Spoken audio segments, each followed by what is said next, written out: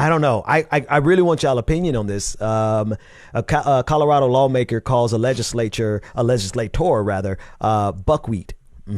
A Colorado by the name of Richard Holtorf let his good old boy show after referring to another legislator as Buckwheat on Wednesday. Let's take a listen in to what he said, and then we'll continue talking about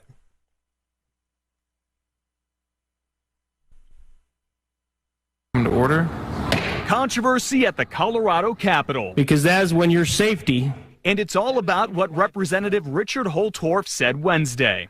I'm getting there. Don't worry, Buckwheat. I'm getting there. Holtorf, a Republican from the southeastern part of the state, had just begun advocating for an amendment he wanted to a bill that would give millions to creative arts, some specifically for underserved communities, when he made the controversial comment. That's an endearing term, by the way. It was not endearing to Representative Leslie Herod, who was speaking just before him. She tells us Holtorf was talking in her direction, but she does not know who he was addressing. Holtorf did not want to talk a lot about what happened Wednesday, but told Fox 31, quote, "There is always two sides to every story." Two sides. Controversy at the Colorado.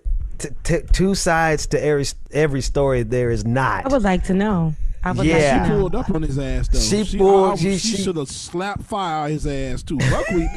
You know, sometimes just pulling up is enough, though, when you just appear. And what you said? Like poof. What you said?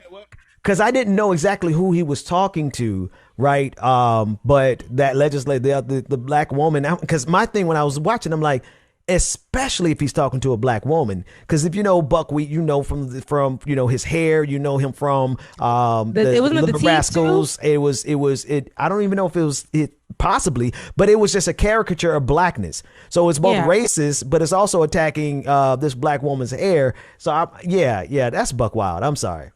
It's Buck Wild calling her Buckwheat. Yeah, okay. I walked right into that.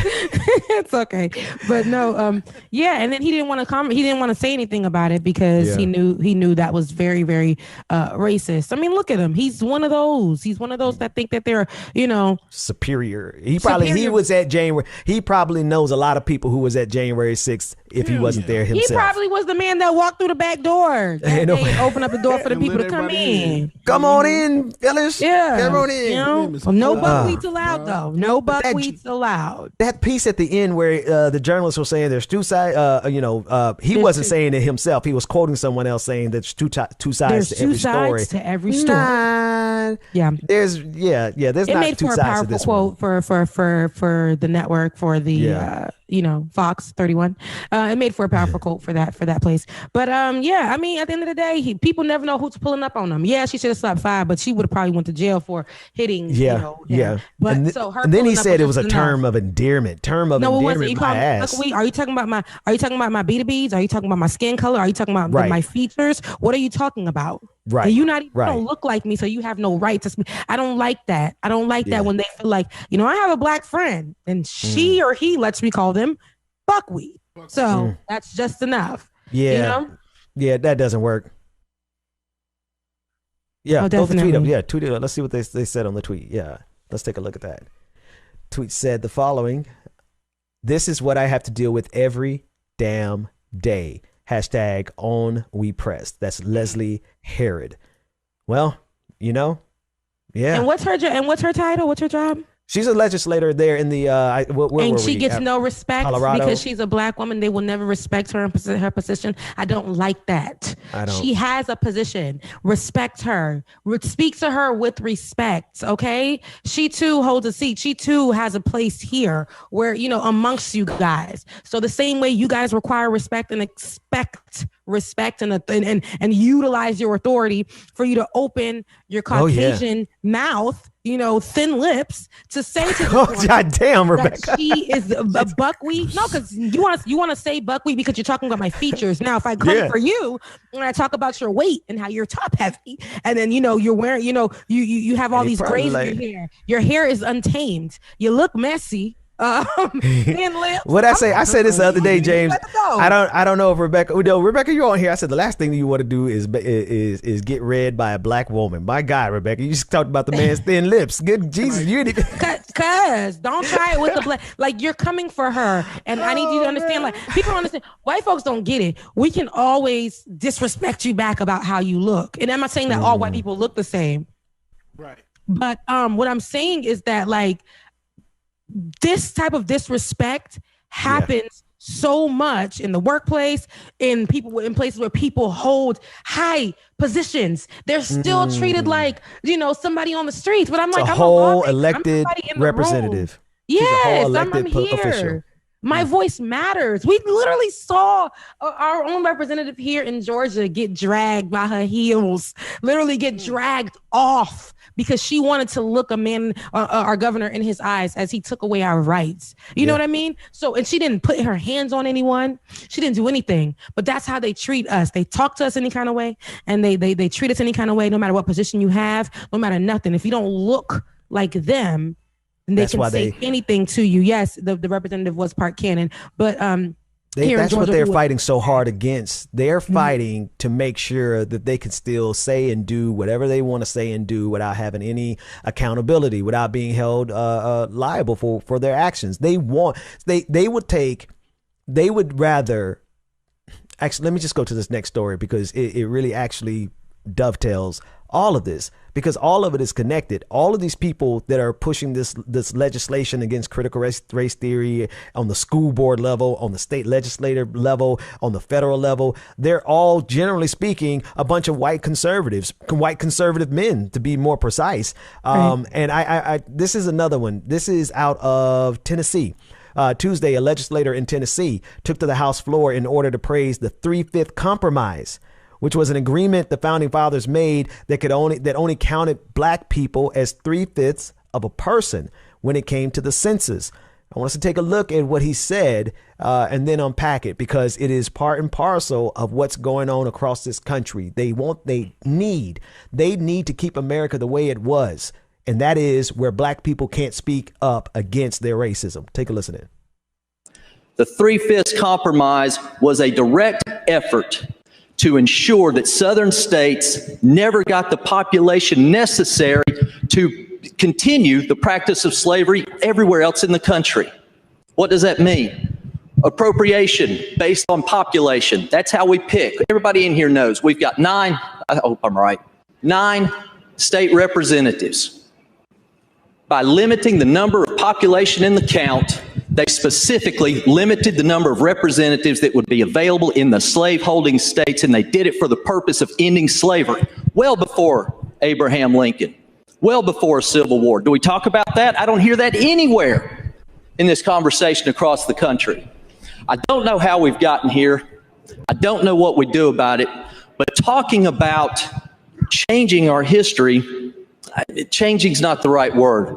Talking about incorporating another view of history while ignoring the very writings that we have access to is no way to go about it.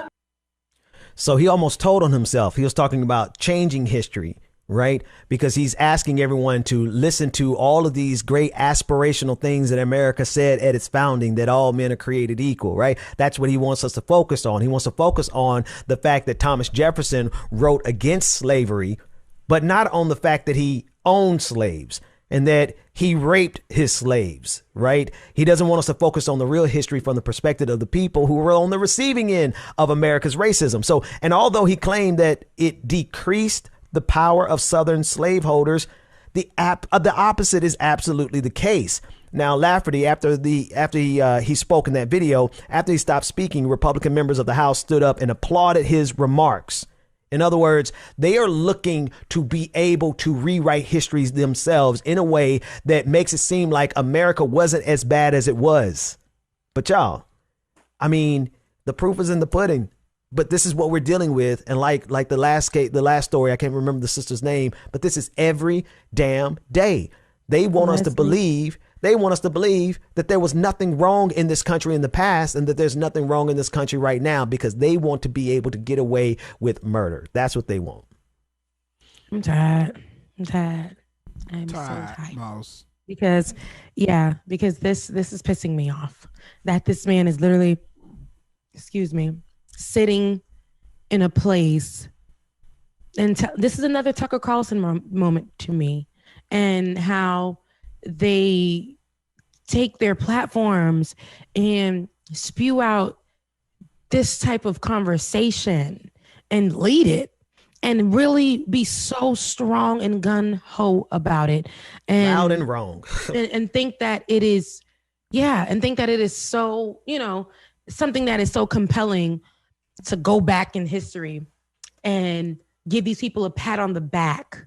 You know what I mean? So I just, for nothing, we can't, y'all looking in history, y'all reaching for things with short arms. There's nothing there. There is nothing there for you guys to say that we were once good people. We are good people. We have been good people. Those kind of things. Like, no, just right now, if you want to be a good person, start by not killing us for nothing. Facts. Hearing the conversations that we have when we say abolish the police or, defund the police, understand what we're saying when we say that. And when we say Black Lives Matter, do not feel like you're not included, because you're not included, because you guys are the ones that matter here in America. All we're saying is to include us and make sure that we matter too. So, it's too much to ask, apparently. It's too much to ask. Start making laws that protect us, not to take away rights from us. So don't sit here and tell us to go back in history about nothingness. That doesn't make sense. But people are going to listen to him. People are going to go by what this man is saying and say that it is true. Thomas Jefferson was against slavery, but yet he raped slaves and possibly has kids in this world that are not able to benefit from his bloodline. You know what I mean? Like this is what we're talking about here. So stop playing on Black folks. Stop playing on brown folks. Stop playing on us. Stop. You guys have history of being terrible in this country. We have to call a thing a thing. We will not sugarcoat it to make you guys feel good anymore. None of that kumbaya stuff. None of the commercials of the Black woman with the white man or vice versa with the mixed kid. We're not on that right now. We're talking about how abusive you guys have been to us, how abusive your laws are to us, how they're meant to kill us, not to help us progress. Like, that's what we're talking about. And that's history that shows us that. History. That is the history. Right. That's the history.